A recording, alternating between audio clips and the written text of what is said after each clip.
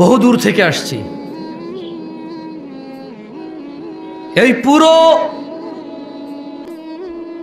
কাউনিয়ার সবাই যদি জান্নাতে চলে যায়, যদি আমি না যেতে পারি, এটা আমার কোনো সফলতা নাই।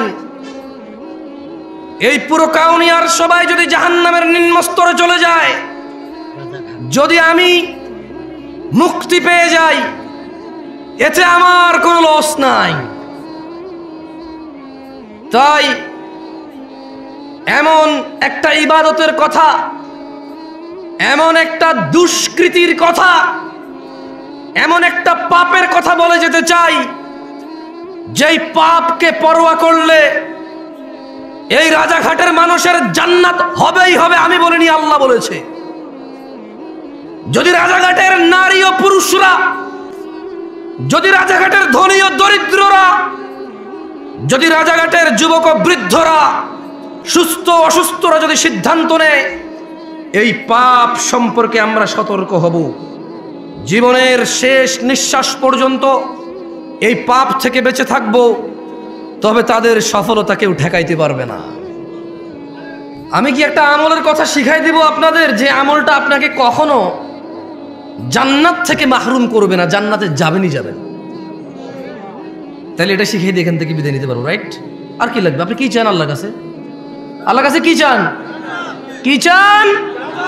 তো ওই সম্পর্কে একটু জানাই দিলে তো হলো। আর তো সারা রাত ওয়াজ করে তাহলে লাভ নাই। আমাদের মূল ঠিকানা পাই গেলে তো হইল। শিরিক করা যাবে না ভাইরা আমার। না না না, আপনাকে ভুল বলছে বক্তা। শেষ নবীর উম্মত আমরা, নবীর উম্মত তোরা কখনো শিরিক করতে পারে না, একদম ভুল বলছে। সূরা ইউসুফ, সূরা নাম ওয়া মা ইউমিনু আকসারুহুম বিল্লাহ ইল্লা ওয়া হুম মুশরিকুন। আপনার হুজুর বলছে যে একবার মুসলমানের ঘরে জন্ম নিয়ে নিলে, বাপ আর দাদা যদি মুসলমান হয়ে যায়, যদি আপনার দাদা আর বাপ কোনো রকমের মুসলমান হয়, তাহলে আপনার দ্বারা শিরিক আর সম্ভব না। আপনার হুজুর বলছে, আমি বলছি এরকম মাইকে এসে, কেমন? ওইদিকে সূরা ইউসুফ কি আমাদের নবী মুহাম্মদের উপরে সাল্লাল্লাহু আলাইহি ওয়াসাল্লাম নাজিল হয়েছে নাকি অন্য নবীর উপরে? তাহলে এখানে আল্লাহ বলছেন যে ওয়া মা ইউমিনু আকসারুহুম বিল্লাহ। আল্লাহ তাআলা বলছে যে এই যে মানুষকে তুমি দেখছো মুহাম্মদ সাল্লাল্লাহু আলাইহি ওয়াসাল্লাম, এদের অধিকাংশ মানুষ প্রথমে ঈমান আনে। প্রথমে কি আনে? কি আনে? মানে এরা স্বীকার করে বাচ্চা দেয় কে, বৃষ্টি দেয় কে, সুস্থ করে কে, এরা ঈমান আনে। ইল্লা ওয়া হুম মুশরিকুন। তবে এদের যারা ঈমান আনে, এদের অধিকাংশ 50%-এর উপর হলো মুশরিক, শিরিক করে। ওই কল্পনা থেকে বের হন যে আপনার বাপ দাদা মুসলমানের জন্য আপনার দ্বারা শিরিক হবে না, কেমন? ওটা থেকে বের হন।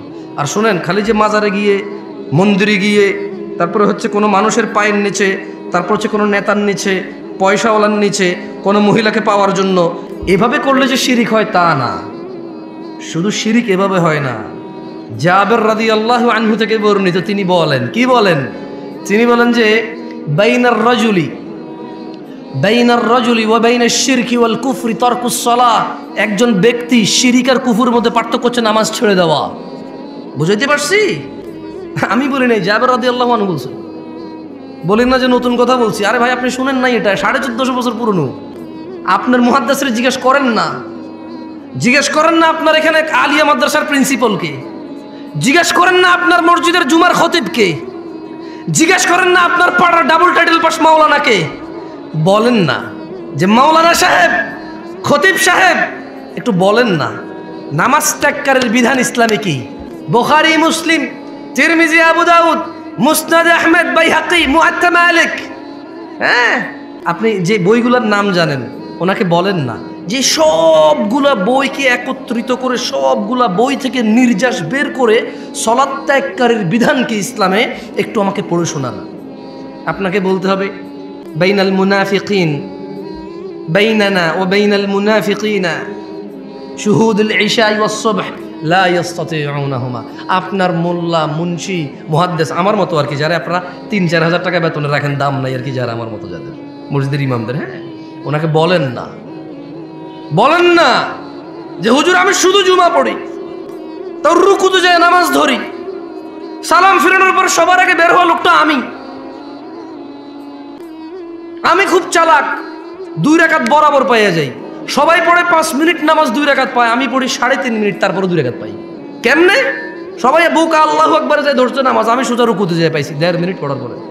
তার মানে আমি টাইম সেভ করছি, দারুণ। আমি যে কি বুদ্ধিমান, আল্লাহ, আমি যে কি চালাক। ইমাম সাহেব আপনি বুঝেন না, আপনি জানেন না আমি কত ক্লেভার, আমি হেভি জিনিয়াস টাইপের জিনিস। হ্যাঁ, চিন্তা করেন, তোরা 5 মিনিট পড়ে 2 রাকাত, আমি 3.5 মিনিট পড়ে 2 রাকাত আমি। এবং ইমাম সাহেব নামাজ শুরু হয় আল্লাহু আকবার দিয়ে, শেষ হয় আসসালামু আলাইকুম দিয়ে। আমি আসসালামু আলাইকুম বলছি, সবার আগের লোকটা আমি বাইরে হয়েছি, তার মানে নামাজ শেষ, আমি নাই ওইখানে, আমি টাইম সেন্ড করছি। আপনি চালাক না? এই ছেলে, তুমি চালাক না? তুমি তো এটাই করো।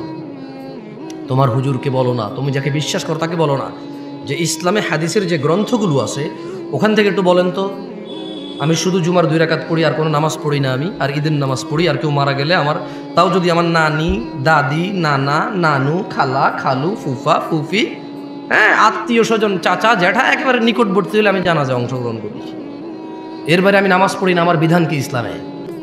শুনেন, আপনার হুজুর থেকে শুনে নিয়েন, আপনার আলেম থেকে শুনে নিয়েন, আপনার বিশ্বস্ত মানুষটা থেকে, যাকে আপনি শ্রদ্ধা করেন। আজকে আমাকে নিয়ে আসছেন, আমি বলে দিই, দেখিয়ে এগুলো এসে বলতে হবে। যদি সে আপনাকে আদর করে এইভাবে মাথা বুড়ি বলে যে আরে সমস্যা নেই, ঠিক হয়ে যাবে, তো ওনার ব্যাপার। আর যদি বই থেকে নিয়ে আসে কথা, কোথায় থেকে? বই থেকে নিয়ে আসতে বলবে যে বাইনানা ওয়া বাইনাল মুনাফিকিন শুহুদুল ইশাই ওয়াস সুবহ লা ইস্তাতিউনাহুমা। বলতে হবে যে আল্লাহর নবী বলছে আমাদের মুসলমানদের আর মুনাফিকদের মধ্যে পার্থক্য হচ্ছে ফজর আর ইশায় উপস্থিত হওয়া। লা ইস্তাতিউনাহুমা, মুনাফিকরা ফজরে আর ইশায় উপস্থিত হতে পারে না। আল্লাহর নবী মুনাফিক বলছে নাকি? আপনি আজকে শুনছেন এটা? কি বলেন? 1450 বছর পুরনো। এটা আমি বলতে হচ্ছে কেন জানেন? আপনি বলবেন যে দূর থেকে কোন ছেলে আসছে, বাপ দাদা 14 গোষ্ঠী শুনি নাই, ও নতুন কথা কয়। না না, আপনি শুনছেন আজকে, এইটা নতুন কথা না। এটার বয়স 1450 ক্রস করছে প্রায়। কেমন? মানে আপনার আব্বার আব্বা, তার আব্বার আব্বা, তার আব্বার আব্বা, তার আব্বার আব্বা, তার আব্বার আব্বা, তার আব্বার আব্বা, তাদের সবার আব্বার আব্বার আগে কথা এটা। আপনি বলবেন যে কি কথা বলে, বাপ দাদার জন্ম শুনে নেই। আর দূর, তোমার বাপ দাদার 14 গোষ্ঠীর 14 বার যোগ্য লেয়ার আগের কথা এটা। এত পুরনো কথা তুমি শুনো নাই কখনো, সময় পাও নাই শুনতে। এটা বলতে হবে। আরেকটা কি বলবে? আরেকটা বলতে হবে যে বাইনাল আবদি ওয়া বাইনাল কুফরি তারকুস সালাহ, কাফের আর মুমিনের মধ্যে পার্থক্য হচ্ছে নামাজ ছেড়ে দেওয়া। এটা বলবে উনি, যদি উনি বই থেকে বলতে হয়। কেমন? 90 ভাগ মুসলমানের দেশ, বলো মারহাবা, বলো, বলতে থাকো। তোমার ক্ষমতা অনেক না, তুমি নিজেকে নেতা বললে নেতা, সুদর্শন বললে সুদর্শন, কবি বললে কবি, লেখক বললে লেখক, তুমি তো বলো নিজেকে মুসলমান মুমিন, বলো, তোমার মর্জি। কিন্তু মনে রাখবা, ইয়াউমা লা তামলিকু নাফসুন লিনাফসিন শাইআ ওয়াল আমরু ইয়াউমাইযিল লিল্লাহ।